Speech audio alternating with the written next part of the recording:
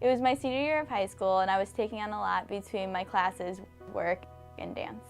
I was working on a farm when my back started hurting, and I really didn't think much of it at the time. I was just taking an Advil to deal with the pain, and it wasn't a big deal.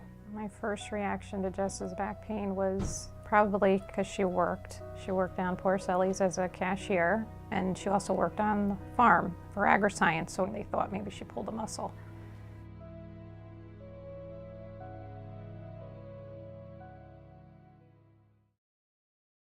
She came home from school crying, saying that the pain in her back was like somebody was sticking a knife in her back. I was admitted to Bridgeport Hospital, and long story short, they sent me home with something to deal with the pain and referred me to Yale New Haven Hospital for further diagnosing. And the pediatrician pulled me aside, and she told me she thought it might be Hodgkin's lymphoma. So my thought is, how am I supposed to tell her? And even on that, how am I supposed to tell her? How am I supposed to tell my husband? After I was diagnosed, they sent me to an outpatient clinic in Guilford where you're set up with a doctor, a nurse, and a social worker.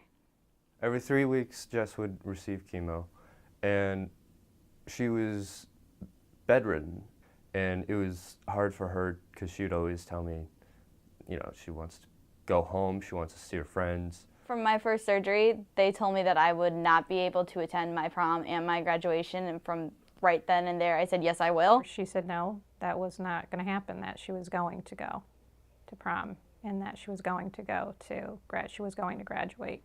They were very accommodating to her. My social worker, Bernadette, asked me to speak at the Tommy Fund event. It's to help children going through cancer and their families, helping them pay for treatment, helping them pay for, you know, transportation. Jess had evolved to the point where she was willing to share her story, and it was a natural fit. When I came to Southern, I got dragged to CAC, to say the least, by my boyfriend. I was talking to a friend. I told her about Jess, and she thought that was just perfect for what Colleges Against Cancer was about.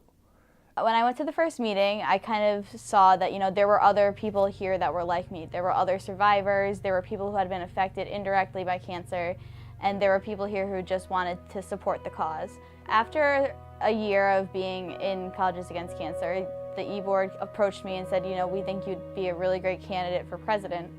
So I think me joining CAC and becoming president was just kind of like the icing on the cake with my diagnosis. If I had never been diagnosed with cancer, I would never have gotten, you know, the experience of being in a leadership position where I know I can do something bigger and better than myself.